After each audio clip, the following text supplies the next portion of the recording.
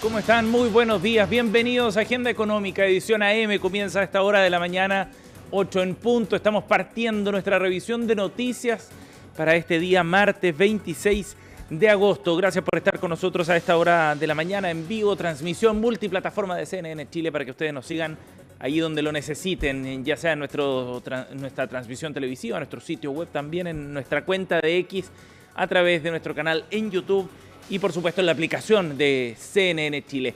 Vamos a comenzar de inmediato con la revisión de los indicadores, los temas y números que marcan esta jornada. Entonces es lo que comienza ya a ver en pantalla con los indicadores locales. Primero, para comenzar esta jornada, 0,33% fue el alza en la Bolsa de Comercio de Santiago. El día de ayer el IPSA subió nuevamente, ratificando el cierre positivo que había tenido la semana anterior y acercándose además a los 8.900 puntos en el mercado local. 0,33% de subida, impulsado entre otras acciones por las acciones de Moller, que subió más de 9%, Salfa Corp, Cuprum, entre otras de las más transadas y de las que subieron más el día de ayer. Por otra parte, en sentido contrario, las caídas destacaron las de Socobesa, las de Gasco y Banco Santander, más de 1% en el indicador selectivo de acciones. Por otra parte, el dólar ayer cerró en 960 pesos. La UF para hoy tendrá un valor de 39.326 pesos en el mercado local.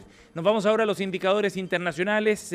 Vamos a revisar lo que ocurrió ayer primero en la bolsa de los Estados Unidos. En Wall Street, el Standard & Poor's tuvo un cierre negativo, 0,43% en el indicador bursátil de Nueva York. Y a esta hora están operando en rojo las principales bolsas o plazas bursátiles a nivel internacional. Lo hace Londres, también Alemania. En el cierre más temprano ya en Asia han concluido las transacciones. También fue negativo, de cerca de 1 punto porcentual de caída en Japón, como algunos de los temas entonces que empiezan a generar más ruido, digamos, dentro de los mercados. Tiene que ver fundamentalmente con el gallito que continúa entre Donald Trump y la Reserva Federal Norteamericana. Aparece como uno de los factores, de acuerdo a distintos medios internacionales, más críticos, además de algunos movimientos políticos en Francia que generan ruido, temas que destacan hoy día en los mercados. Por otra parte, el precio del cobre a la baja, 4,51 esta mañana, y el petróleo $63 el barril, datos con los que estamos partiendo esta jornada, martes 26 de agosto. De los indicadores pasamos a los titulares del día. Nos vamos a la revisión de las portadas para echar un vistazo a algunos de los temas que marcan la agenda del día de hoy, y vamos a partir con el diario Mercurio y la dimensión económica de la carrera presidencial, que ayer tuvo un debate bien interesante organizado por la Universidad del Desarrollo en conjunto con Diario Financiero. Y el Mercurio le dedica toda su primera página del Cuerpo B de Economía y Negocios a este asunto. El equipo de Matei endurece las críticas contra las propuestas del programa económico de José Antonio Kast. En este foro participó Ignacio Briones, representando al equipo de Evelyn Matei, Jorge Quirós por el lado de José Antonio Kast y Luis Eduardo Escobar representando al equipo de Janet Jara, de los tres principales candidatos de esta carrera presidencial, los que están punteando las encuestas según distintos sondeos. Bueno, en este debate, contrariamente a lo que se podría haber pensado, el foco de la discusión estuvo en la contraposición de miradas entre Briones y Quirós, es decir, los equipos de Matei y de Kast. Y las críticas tenían que ver fundamentalmente al ajuste fiscal de $6.000 millones que promete José Antonio Kast en los primeros 18 meses de gobierno, y también a la propuesta de terminar con el préstamo que se pactó en la reforma previsional. Ignacio Briones en ese sentido fue bien duro respecto al voluntarismo que se veía en las propuestas del candidato republicano, asegurando que no era nada fácil poder llevar adelante ese tipo de recortes y de ajustes fiscales, y cuestionaba también esta idea de que se pudieran llevar a recortes que son de carácter permanente y que acumulan entre 24 a 28 mil millones de dólares, calculaba él, en los 4 años de un eventual mandato de José Antonio Kast.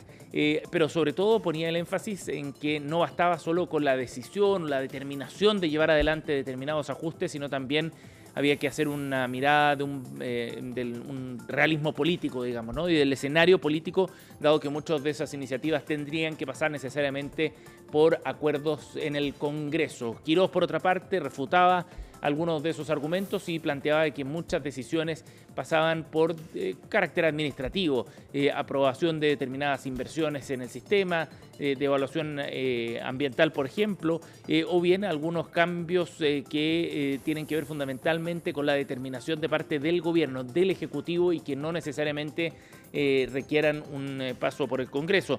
De esa forma se contraponían ahí las primeras visiones en materia económica. Y Evelyn Matei también ayer anunciaba su plan de creación de 1 millón de empleos con una propuesta específica, con áreas puntuales en las que se reforzaría también este ámbito, en contraste, decía, con la falta de experiencia que ella veía en su rival político José Antonio Kast. Parte del debate entonces que cuajó ayer en este foro organizado por la Universidad del Desarrollo y que trae en su portada entonces el diario El Mercurio. Nos vamos ahora al diario financiero 8,6, que recoge también en otra dimensión este debate precisamente. Lo organizaba el diario financiero junto a esta casa de estudios y que da cuenta entonces de las tensiones que se generan entre ambas partes. Ahí está el debate sobre realismo versus voluntarismo de programas en frente a los asesores económicos de Kast y de Matei. En este seminario, los encargados económicos mostraron sus diferencias y aparecen resaltados también algunos de esos puntos. Este esfuerzo de ajuste de 6.000 millones de dólares me parece poco creíble, decía Ignacio Briones a Jorge Quiroz en este panel de conversación. Más realismo y no voluntarismo, lo que planteaba. Y había otra dimensión del debate que también se tomaba este escenario y que tiene que ver con la idea del término del préstamo que supone la reforma previsional al Estado, este 1,5% de cotización extra que va a ir a financiar parte del seguro social de la mano del Estado. Bueno, en el contexto de la reforma previsional era parte de lo que se tomaba en el debate económico el día de ayer. Ya vamos a estar profundizando también en alguno de esos asuntos. Nos vamos a otro tema. En otro de los titulares, la CMF aplica la sanción más alta de su historia a la administradora general de fondos de Larraín Vial, también a su ex CEO y a ex directores por el fondo de deudas de Antonio Jalaf. Lo destaca también el diario financiero. Fue un hecho bien resonado el día de ayer por los montos asociados a esta multa que emitió la CMF el día de ayer y que genera entonces un precedente bien importante por la forma en la que se desarrolló o se gestó más bien ese fondo de inversiones en el contexto de la investigación que se estaba llevando adelante, unos 2,3 mil millones de pesos en multas para la administradora general de fondos, Larraín Vial, y otros 589 millones de dólares a su ex gerente general, Claudio Yáñez. 589 millones de pesos, parte de las multas entonces asociadas a este caso. Y en otro de los titulares también destacamos que LATAM Airlines supera a Banco de Chile, se convierte en la empresa de mayor capitalización bursátil del país después del sostenido repunte de los papeles de la aerolínea desde marzo hasta la fecha, que ha subido hasta los 23,4 pesos por acción. Los titulares del diario financiero a esta hora de la mañana. Y por último, cerramos esta revisión de titulares con el diario Pulso. Nos vamos al suplemento de Economía y Negocios de el diario La Tercera, porque trae en su titular principal un antecedente bien interesante sobre lo que está ocurriendo en el mercado laboral. Despidos por necesidad de la empresa en el primer semestre llegan a su mayor nivel desde la pandemia, lo destaca así Diario Pulso. Entonces, en otra arista de la emergencia que se está viviendo en materia laboral, producto de un mercado que está más bien estancado en el mercado local. La creación de empleos en el último año, recordemos, ha sido bien baja y eso es lo que se empieza a reflejar también en este tipo de indicadores, los que tienen que ver con los despidos por necesidad de empresa. Y fíjense que en junio anotaron su mayor alza en 16 meses y en el primer semestre ya superan los 250.000 despidos por esta causal, es lo que destaca Diario Pulso en su reportaje de hoy. Y por último, un titular más que destacamos también de la portada del Diario Pulso para esta jornada tiene que ver con este debate sobre el chao préstamo al Estado. Esa es la propuesta que ha planteado José Antonio Kast en su programa económico de la reforma previsional. Equipo de Kast defiende su propuesta de campaña y se enfrenta a expertos en esta materia, lo destaca así Diario Pulso. 8,10 los titulares que revisamos en la prensa nacional el día de hoy. Bien, nos vamos a ir a otro tema. Vamos a abordar en el ámbito político los desafíos que vienen para el nuevo ministro de Hacienda, Nicolás Grau. Ha sido tema de debate en los últimos días después de la sorpresiva salida de Mario Marcel la semana pasada y la llegada de Nicolás Grau, quien dejó el Ministerio de Economía para asumir el Ministerio de Hacienda, se empiezan a perfilar ya cuáles son los principales desafíos que tendrá por delante. Y el número uno, sin duda, en las próximas semanas tendrá que ver con la ley de presupuesto para el año 2026. Será el gran desafío legislativo que probablemente enfrente el nuevo ministro de Hacienda, y el propio Nicolás Grau lo ha definido de esa forma: un presupuesto que no suba el gasto, es lo que se ha planteado entonces Nicolás Grau, en línea con los ajustes que ya ha tratado de realizar el Ejecutivo en esta materia en los últimos años.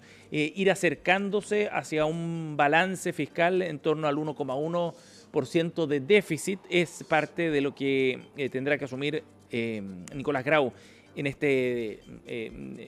esta discusión de la ley de presupuesto. Si bien la propuesta de presupuesto para el próximo año ya está bien encaminada, y así la dejó Mario Marcel antes de salir de su cargo, de todas maneras quedan los últimos ajustes y detalles para comenzar su discusión durante el mes de octubre. Y el desafío, como decíamos, tiene que ver con mantener las cuentas fiscales relativamente ordenadas después de un par de años en que los déficits fiscales han sido superiores a los que se habían estimado inicialmente, y pareciera que este 2025 va a cerrar en la misma línea. Sobre ese tema conversamos con dos exdirectores de presupuesto. Vamos a escuchar primero a Cristina Torres, directora de Políticas Públicas de la Universidad de San Sebastián, y luego escucharemos también a Matías Acevedo, exdirector de presupuestos también y académico de la Universidad de los Andes. Por un lado, ajustar los ingresos. Estos no se han comportado en los últimos 2 años según las estimaciones esperadas, por tanto implica un gran desafío. Por el lado del gasto, sin duda será ajustarlo.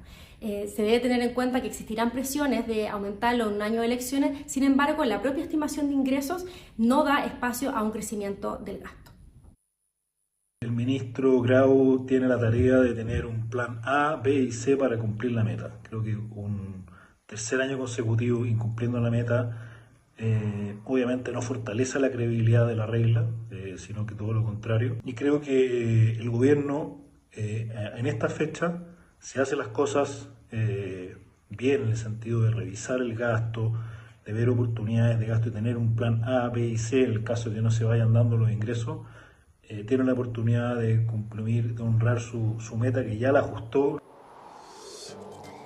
Ahí estaban entonces algunos de los puntos más relevantes: tratar de acercarse y de cumplir efectivamente la meta planteada para el próximo año es uno de los asuntos más importantes, decían ambos exdirectores de presupuesto. Y claro, llevamos ya por lo menos 2 años en los que no se ha cumplido la meta de déficit, y el del año pasado fue un desajuste bien relevante. Recordemos que el déficit efectivo fue superior al 3%, muy lejos de lo que se había planteado el gobierno efectivamente para el cierre de 2024. Y el propio ministro Marcel reconocía, en una mirada más autocrítica, que uno de los grandes, temas pendientes que dejó, de los sinsabores que le dejó su paso por el Ministerio de Hacienda, tenía que ver con un déficit mucho más alto del presupuestado en 2024. El problema pasaba fundamentalmente, según se explicó después, por una errónea estimación de los ingresos fiscales.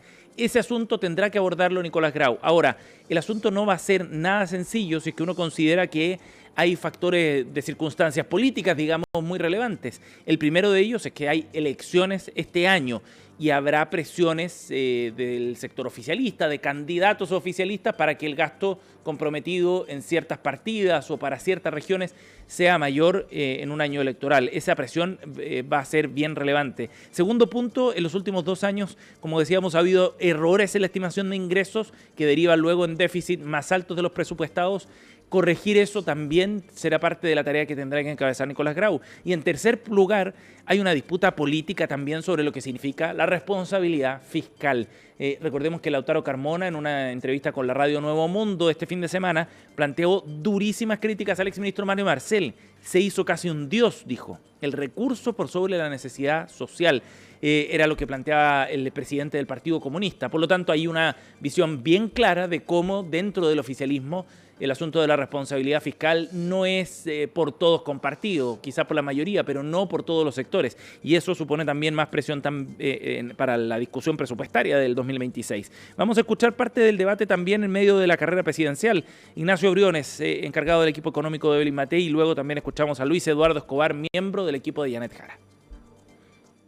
Mucha austeridad, y eso pasa por un presupuesto que no crece. La austeridad de este presupuesto es la llave, y la manija política del ministro Grau fundamental, porque en un año electoral usted comprenderá que probablemente los partidos oficialistas lo van a presionar para que suba la apuesta de gasto en lugar de bajarla, así que ahí se juega el partido.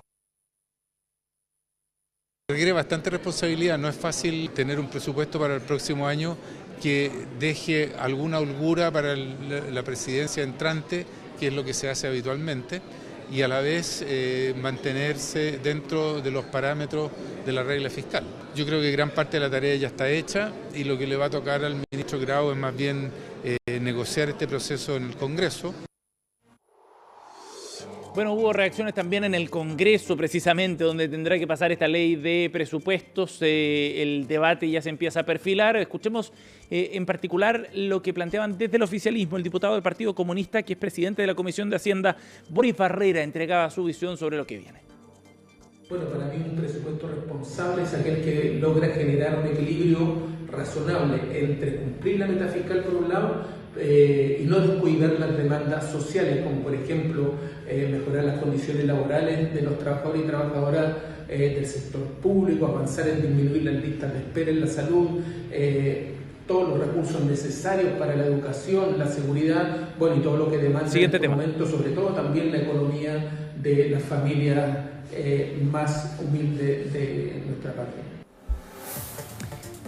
8:17, vamos a ir a otro tema. En Agenda Económica PM hemos estado sosteniendo una serie de conversaciones con los encargados económicos de distintas campañas políticas, o bien con los mismos candidatos presidenciales. Ya han pasado Franco Parisi, Evelyn Matei, además de los encargados económicos del candidato Johannes Kaiser, y también ayer fue el turno del encargado económico del equipo de Janet Jara. Hablamos de Luis Eduardo Escobar. El economista estuvo en Agenda Económica PM en una conversación bien extensa donde se abordaron distintos temas respecto a las propuestas que está levantando el equipo programático, y una de ellas tiene que ver con la situación previsional y la reforma de pensiones que está en marcha en su implementación. Bueno, Luis Eduardo Escobar se encargó de despejar uno de los puntos que había quedado en duda tras la campaña primaria de Janet Jara. ¿Qué es lo que va a pasar con las AFP? No está contemplado eliminar a las administradoras de fondos de pensiones, fue lo que aseguró Luis Eduardo Escobar. Escuchemos un extracto de esta conversación. Nosotros en la candidatura de Janet Jara no estamos disponibles para apoyar un nuevo retiro. Por más que Janet Jara no solamente apoyara los 3 primeros retiros, sino que además retiró los 3 primeros fondos, y usted también lo apoyó. Los 2 primeros sí los apoyé. ¿Y no se arrepiente? No. Yo reconozco que tuvo costos. Teníamos un país que estaba paralizado, había mucha gente sin ingresos y teníamos los fondos de pensiones y el gobierno no reaccionaba. Que cuando estuvo acá la candidata Janet Jara, ella decía que si tuviera el apoyo parlamentario para hacerlo, eliminaría las AFP. Sin embargo, uno ve el programa hoy, de hecho yo lo busqué, y la palabra AFP no existe. No aparece, no está en el programa. En realidad lo que queremos hacer es desarrollar el nuevo sistema de pensiones. Ese es el acuerdo de la coalición que apoya a Janet Jara. ¿Por qué cree usted que alguien le daría el voto a Janet Jara si precisamente ella? Ahí estaba entonces parte de la conversación con Luis Eduardo Escobar, economista integrante del equipo económico. La conversación fue extensa, ustedes la pueden encontrar en el sitio web de cnnchile.com. Nos vamos a ir a la pausa, 8:19. Volvemos de inmediato con más de Agenda Económica.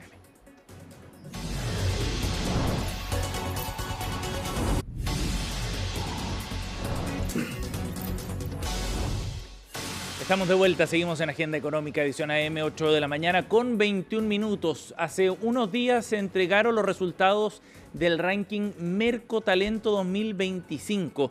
Este ranking que organiza la empresa Merco precisamente analiza distintas variables dentro del mercado laboral chileno y nos permite ver sobre todo tendencias respecto a lo que están buscando las empresas, lo que requieren también distintos sectores y cómo se contrapone eso con aquello que buscan los trabajadores también en el mercado laboral, que está cambiando muchísimo, lo sabemos, por distintos factores. Vamos a conversar de este ranking que nos da más luces sobre este asunto. Estamos en contacto a esta hora con Rodrigo Alvial, director de Merco Chile. Gracias por estar con nosotros, Rodrigo, bienvenido. Hola Sebastián, muchas gracias por la invitación. Rodrigo, es súper interesante este ranking porque permite tener una mirada bien en profundidad de lo que está ocurriendo en el mercado laboral, de cómo se puede lograr reclutar talento, retenerlo también en momentos de cambio desde el punto de vista tecnológico, de las formas de vida, de las formas de trabajar, de entender el trabajo también, entre otras cosas.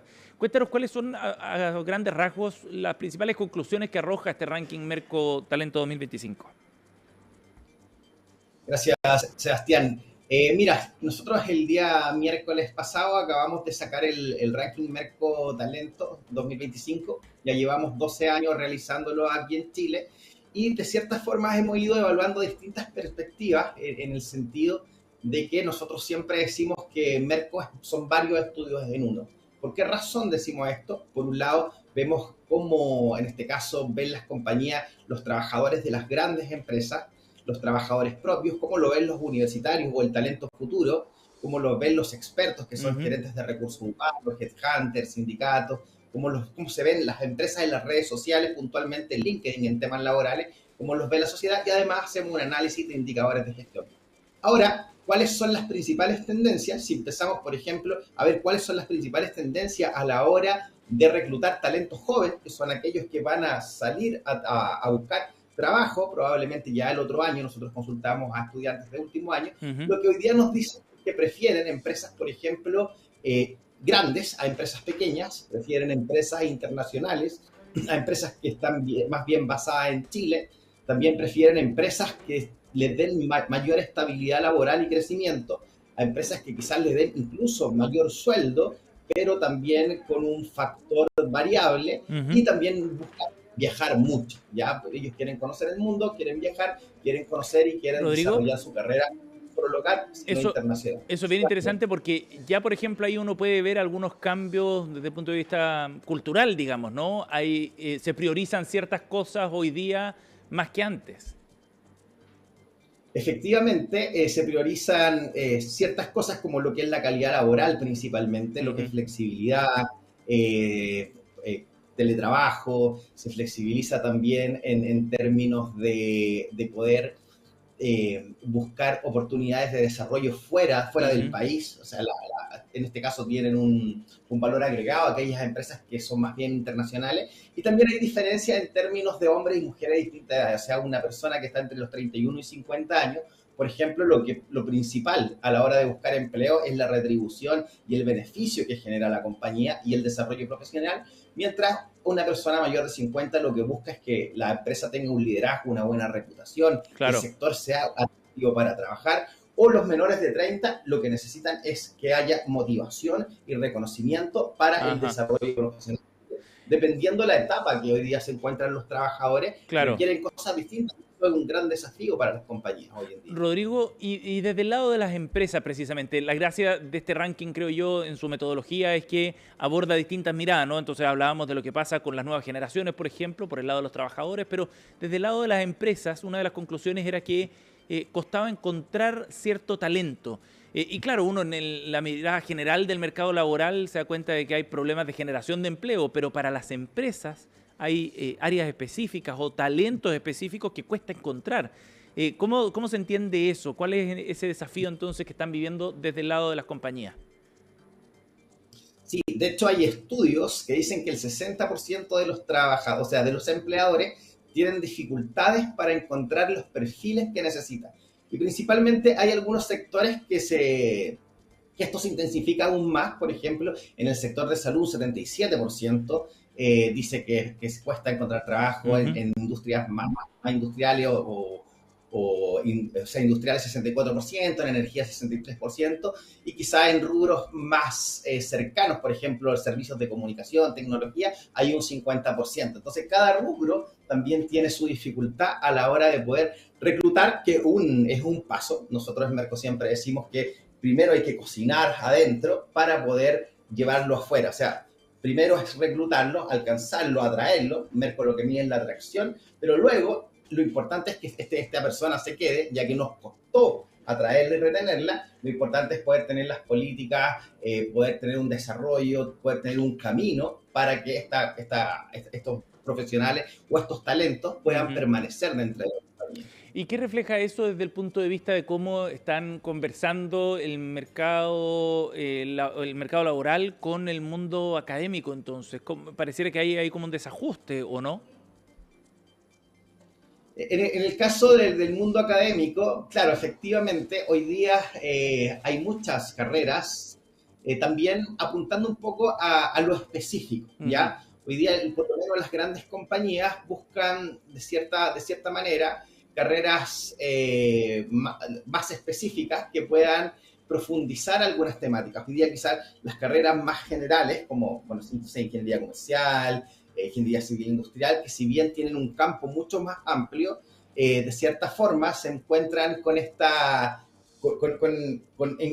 qué momento hago algo puntual o más específico, que ahí en este caso se unen todo lo que son los posgrados, para desarrollar una etapa, una evolución específica hacia la carrera o el camino que va a tomar en este caso ese profesional. Se va a ir por el ámbito financiero, se va a ir por el ámbito tecnológico, más allá de la carrera global o general que le da la base de estudio a ese profesional. De acuerdo.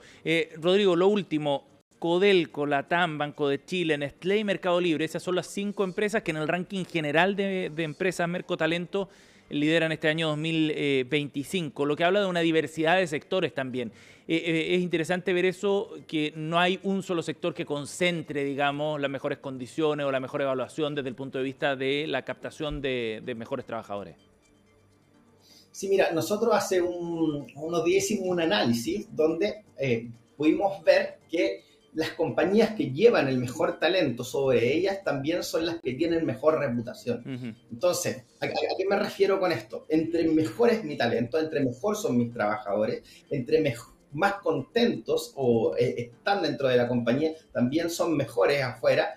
Y eso hace que estas, por ejemplo, compañías, una es una minera, otra es una aerolínea, otra es una empresa de tecnología, otra es un banco, efectivamente, más allá del rubro, más allá de su negocio, al tener el mejor talento, hacen que las cosas pasen dentro de la empresa, se hagan las cosas bien, hayan valores insertos, hayan propósitos dentro de las compañías. Entonces, hoy día ya hace 5 o 6 años era la moda de la tecnología, hoy día no. Hoy día hacer las cosas bien y que se haga desde adentro es lo que se refleja afuera y eso la hace atractiva en este caso. Súper interesante como insumo para el mercado laboral, para quienes ya están dentro y para quienes están pensando sobre todo, ¿no?, en ingresar pronto al mercado del trabajo. Rodrigo Alvear con nosotros esta mañana, director de Merco. Gracias por estar con nosotros, Rodrigo. Muchas gracias, Sebastián. Chao, buenos días. Buen día. 8:30, cerramos Agenda Económica M. Gracias por acompañarnos. En minutos partimos en NN Chile Radio con Carolina Urrejola.